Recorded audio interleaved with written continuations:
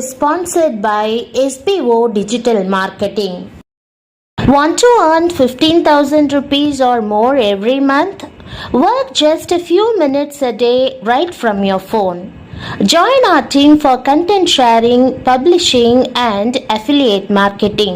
Send your name and qualification on WhatsApp to 9846 skip பண்ணாதீங்க. பெரிய தப்பு. தினம் 300 ரூபாய் சம்பாதிக்க அரிய வாய்ப்பு. இன்ஸ்டாகிராம், ஃபேஸ்புக் பயன்படுத்த தெரிந்தால் போதும். Content post and content publishing மூலமா தினம் 300 ரூபாய் சம்பாதிக்கலாம். இந்த வேலை செய்ய 5 நிமிடம் போதும். Work training support, group communication support, all language customer live chat support, முக்கியமா சொந்தமா ஒரு பிசினஸ் ஸ்டார்ட் பண்ற அளவுக்கு உங்களால கற்றுக்கொள்ளவும் முடியும், சம்பாதிக்கவும் முடியும். இந்த வேலை வாய்ப்பு வழங்குவது 5 வருடத்திற்கு மேல ரன் ஆகிட்டு இருக்க நம்ம தமிழ்நாட்டு company school of business organisation private limited. மேலும் விவரங்களுக்கு டிஸ்கிரிப்ஷன்ல கொடுத்திருக்க நம்பருக்கு வாட்ஸ்அப் பண்ணுங்க.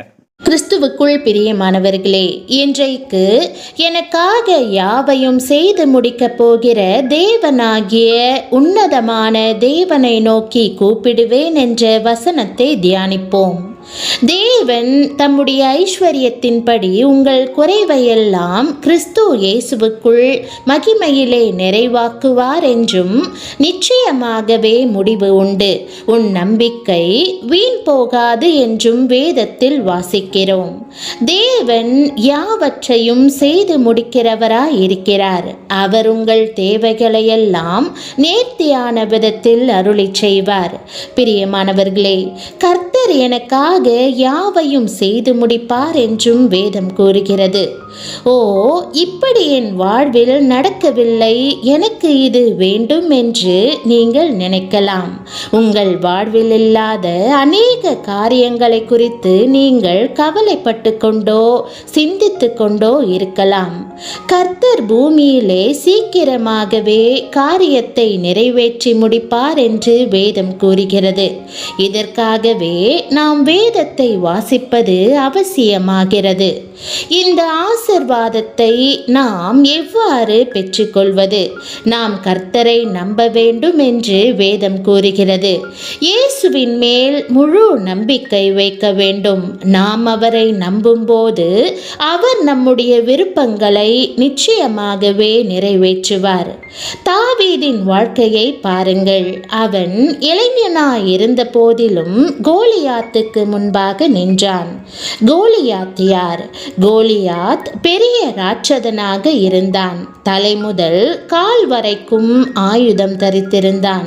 ஆனால் தாவீது எந்த ஆயுதமும் இல்லாத சிறு பையனாக இருந்தான். அவனுடைய இருதயத்தில் இருந்த நம்பிக்கை எது? கர்த்தருடைய நாமத்தின் மேல் அவன் முழு நம்பிக்கை வைத்திருந்தான். கர்த்தராகிய தேவனை அவன் விசுவாசித்தான், தன்னுடைய சுயபலனை அல்ல.